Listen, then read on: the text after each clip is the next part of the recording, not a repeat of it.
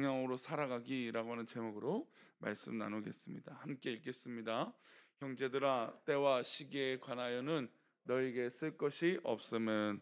아멘. 기도하겠습니다. 하나님 감사합니다. 오늘도 하루를 살아갈 때 주님이 항상 나와 함께 계셔서 기쁨과 평안 가운데 승리하는 믿음의 삶이 되도록 인도하여 주옵소서. 우리 함께 하시고 우리를 붙들어 주실 것을 믿사옵고, 특별히 이 시간 드려지는 1,000번째의 예물과 또 범사에 감사하여 드려지는 예물을 축복하여 주옵소서. 함께 하실 것을 믿사오며 예수님의 이름으로 기도올리옵나이다. 아멘. 사회 악간, 사회를 병들게 하는 것은 뭐 이전이나, 그러니까 아주 옛날이나 지금이나 뭐 마찬가지인 것 같습니다. 악은 언제나 존재했고 악은 우리를 언제든지 괴롭히고 있는 형국입니다. 그 가운데 대표적인 것은 아무래도 사회에 믿지 않는 사람들에게 영향이 없을 것 같은 것이 우리 믿음의 영역에서 이단과 사이비라고 생각하지만, 이단과 사이비는 믿지 않는 사람들에게도 큰 영향을 끼칩니다. 지금 현재 일본을 들썩이는 통일교 관련된 문제는 정관계 이상의 어떤 문제들, 또 우리나라도 역시 신천지로 인해서 우리 코로나가 발병됐을 때 엄청 시끄러웠지 않았습니까? 그건 현재도 마찬가지죠. 그러니까 사회의 악, 이 이단과 사이비가 계속해서 우리 사회를 또 전 세계를 어렵게 만들고, 또 이상한 어떤 미신, 과학을 빙자한 미신들도 굉장히 사회를 힘들게 하는 것을 볼 수 있습니다. 특별히 이런 모든 것은 특별히 이단에서, 사이비에서 등장하는 가장 즐겨 사용하는 건 종말론이죠. 특별히 시한부 종말론입니다. 어떤 때가 이르르면 종말이 온다라고 하는, 그러니까 사람들에게 늘 어떤 그런 죽음에 대한 두려움이 있기 때문에 이 죽음을 앞두고 있고 그때가 언제다라고 하는 이 하나님이 전혀 우리 주님께서 가르치지 않은 부분들을 이야기해서 사람들을 현혹하게 됩니다. 시한부 종말론은 가장 악한 것은 말씀을 정면으로 부인하는 것이죠. 예수님께서는 종말의 때를 가르쳐 주신 적이 없습니다. 하늘에 계신 하나님 아버지 외에는 아무도 모른다고 했습니다. 근데 불구하고 예수님의 재림이 언제, 연, 월, 시를 정확하게 알고 있다고 가르치는 것이 이단과 사이비죠. 오늘날 우리가 경험하는 시한부 종말론자들은 예수님께서 승천하시고 난 후부터 지금까지 계속 존재해 왔습니다. 최근에만 있는 게 아니라 예수님이 승천하신 이후에도 계속 예수님이 언제 온다 라고 하는 이 종말론자들이 있었던 것이죠. 그래서 오늘날보다 바울이 복음을 전하던 이 시기에도 이 시한부 종말론자들과 엄청 이 신앙적으로 계속해서 대치하고 또 바울 사도는 경계했던 것입니다. 예수님께서 구름 타고 하늘로 올라가신 것을 본 사람들이 놀라서 아무 말 하지 못하고 있을 때 천사가 말씀하시기를 너희들이 본 모습 그대로 다시 오시리라 라고 하는 이 말씀이 있었죠. 그것 때문에 사실 초기에 그 초대교회 성도들은 예수님이 금방 오실 거라고 생각을 했어요. 게다가 이 로마의 핍박이 거세졌기 때문에 그 핍박 가운데 이 죽음을 앞두고 있었기 때문에 더 빨리 우리 주님이 오실 거라고 하는 기대가 있었던 것이죠. 근데 이 마음을 이용해서 이단과 사이비, 특별히 이 시한부 종말론자들이 이단들이 드러나기 시작했다는 겁니다. 이에 대해서 사도 바울은 데살로니가 교회 성도들이 건강한 종말론, 그러니까 이단 사이비처럼 잘못된 종말론이 아니라 건강한 종말론이 우리 가운데 필요하다는 겁니다. 분명히 우리에겐 종말이 있습니다. 예수님이 재림하시든지 아니면 우리의 생이 마감이 되는 이 두 가지의 종말이 있는 것이죠. 그러나 이 종말은 우리에게 불안하거나 나쁘거나 잘못된 의미가 아니죠. 주님이 다시 오시면 정말 우리 믿음의 성도들은 완벽하게 부활해서 주님과 영원히 거하며 하나님을 영원히 찬양하는 저 천국에서 또 하나님의 나라에서 평안을 누리게 될 것이기 때문입니다. 우리에겐 종말은 굉장히 기쁘고 감사한 일인데 잘못된 종말론으로 말미암아 어떻게 됩니까? 우리를 혼란하게 만들고 우리를 오히려 불안하게 만드는 그런 것을 바울 사도는 경계하고 있는 것입니다. 1절과 2절을 한번 현혹되지 않기 바라는 마음으로 바울 사도가 말씀합니다. 함께 읽어볼까요?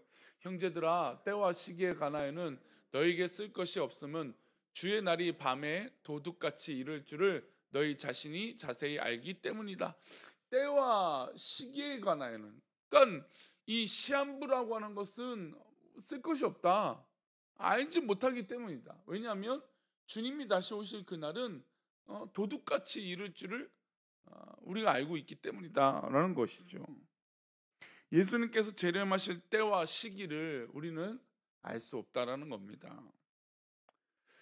근데 사람들이 참 이런 알지 못한다라는 거에 대해서 아는 척을 한다라는 게 사람들이 어떤 본능이고 욕심인 것 같아요. 어떤 욕망이죠. 다른 사람은 몰라도 나는 안다라고 하는 이 욕망. 그러니까 이 사단 마귀는 이 인간의 욕망, 내가 알고 있어, 나만이 알고 있어라고 하는 이 욕망을 건드리는 것 같습니다.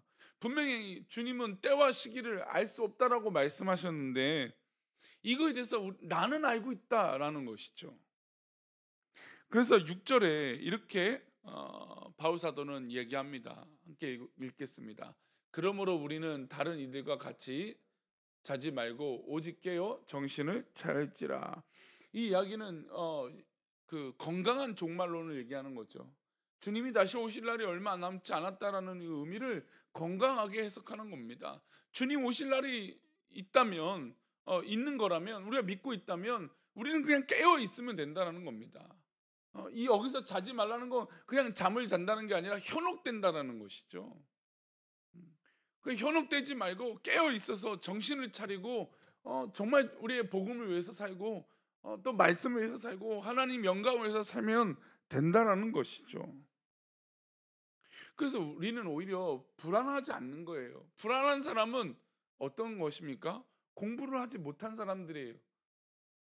시험이 얼마 남지 않았는데 그 공부를 못해서 떨어질 거, 그것이 불안한 것이죠. 그러나 우리는 이미 시험에 합격한 사람들입니다. 주님을 믿는 믿음이 있는 사람들은 이미 시험에 합격한 사람이에요. 그러나 주님이 오실 결과만 기다리면 돼요. 근데 그 결과 발표하는 날이 알 수 없을 뿐이에요. 그러니 우리의 삶이 늘 깨어있고 주님 오실 날을 즐거이 준비할 수 있는 것입니다. 우리가 특별히 한국교회의 새벽 예배가 깨어있는 건 물론 한국 사회가 어떤 이 게으름이나 어떤 그런 술 문화나 또 깨어있지 못함에 있어요. 깨어있지 못하는 것은 바로 이런 부분인 것이죠.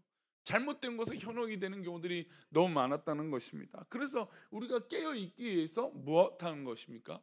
새벽에 하나님 앞에 기도하는 것이죠. 우리가 살아있다라고 하는 증거는 바로 우리가 기도하는 것에 있다는 겁니다. 정말 이 종말의 때를 살아가는 우리에게 가장 건강하다라고 표현되는 건 깨어서 기도하는 것이죠. 그래서 우리 주변에 일어나는 모든 것들을 기도함으로 바라보는 것이에요. 그러니 얼마나 건강합니까?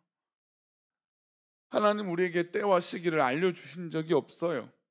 그래서 우리는 깨어서 정신 차리고 주님께서 언제 오시든지 주님을 영접할 수 있는 기쁨으로 이 시험을 대비하는 것입니다. 그래서 데살로니가 전서에 이 말씀이 나와요. 11절부터 13절인데요. 우리 세 절의 말씀 읽어봅니다. 그러므로 피차 권면하고 서로 덕을 세우기를 너희가 하는 것 같이 하라.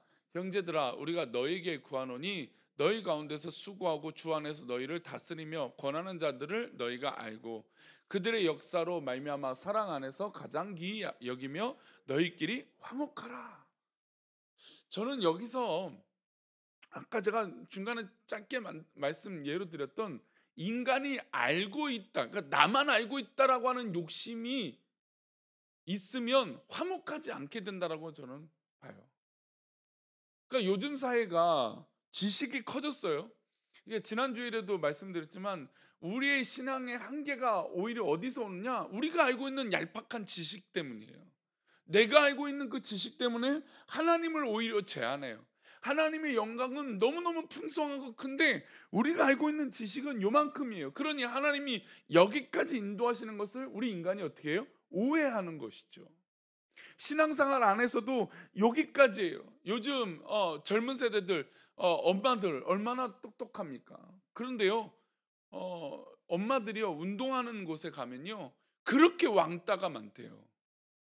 그렇게 편가르기를 많이 한대요. 왜 그럴까요? 내가 아는 곳이 이러니까 요거에 끼지 못하는 사람들을 왕따를 시키는 거예요. 그런 얘기들을 굉장히 많이 듣습니다. 소위 말하는 맘카페요? 뭐 그런 데서 물론 좋은 순기능, 좋은 기능이 있어요. 우리 동네에 좋은 학원이 어딘지, 또 좋은 배움이 뭔지, 좋은 엄마들끼리 정보를 공유하는 게 얼마나 좋은지, 이거에 대한 순기능과 좋은 기능이 있는데, 거기서 내 거라고 하는 영역, 나만이라고 하는 영역이 생겨서 나만 알고 있어. 그러니까 시한부 종말론도 그렇게 사람들을 현혹하는 거예요. 우리만 알고 있다.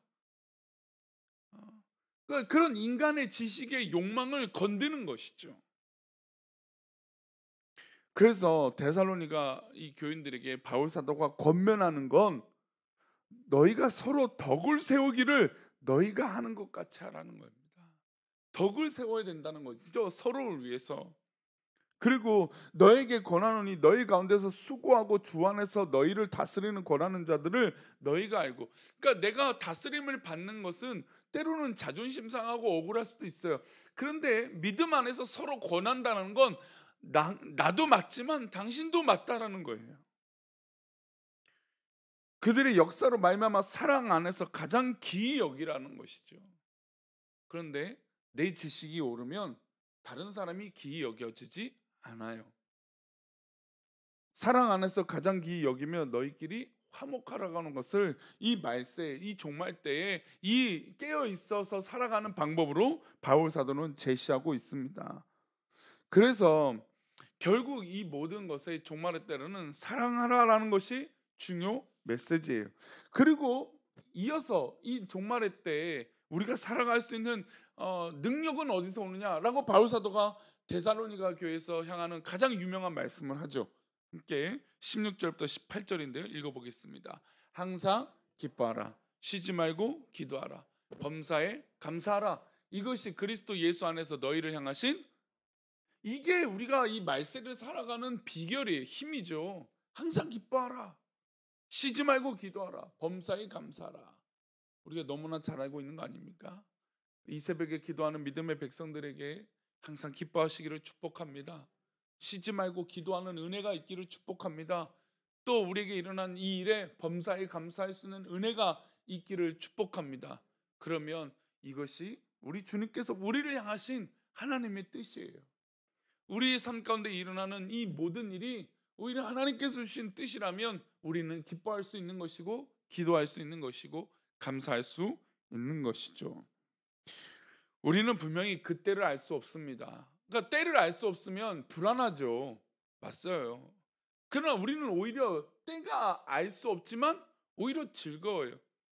저는 우리 하나님께서, 우리 주님께서 너 때를 알 수 없어서 이렇게 살아가는 우리를 우리가 가끔 넘어지고 실수할 수 있잖아요. 그래서 그렇다고 우리를 하나님께서 우리를 타박하거나 막 잘못됐다고 심판하시는 하나님이라고 저는 아니라고 믿어요.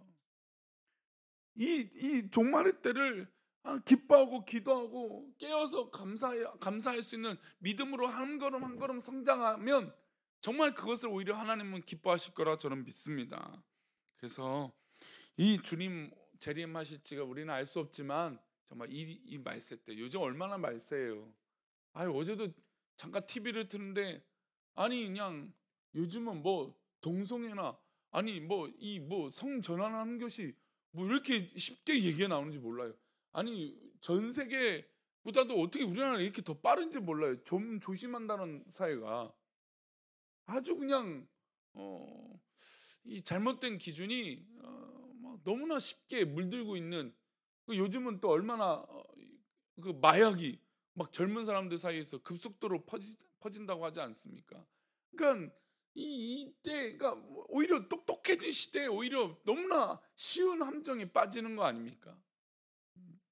그래서 우리 믿음의 성도들은 오히려 더 지혜롭게, 더 하나님 것을 분별해서 하나님께서 기뻐하시는 그때와 시기를 사모하며 승리하는 우리 모두가 되기를 축원합니다.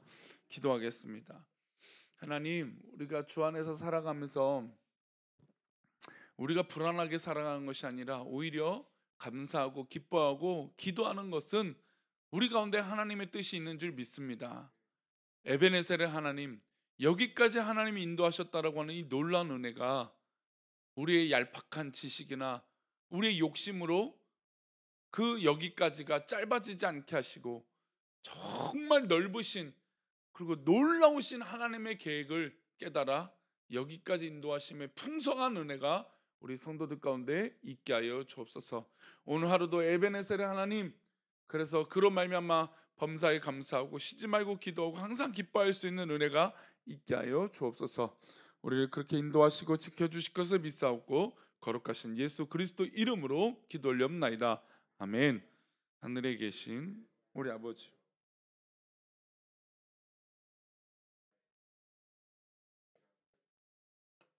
땅에서도 이루어지이다. 오늘날 우리에게 일용할 양식을 주옵시고 우리가 우리에게 죄 지은 자를 사하여 준 것 같이 우리 죄를 사하여 주옵시고 우리를 시험에 들게 하지 마옵시고 다만 악에서 구하옵소서.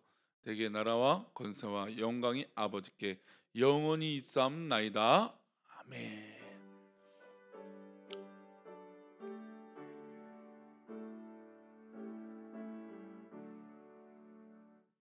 네, 오늘도 주님 주신 은혜로 감사하고 기뻐하고 기도할 수 있는 은혜가 이 마지막 때에 가득한 우리 성도들 될 줄 믿습니다.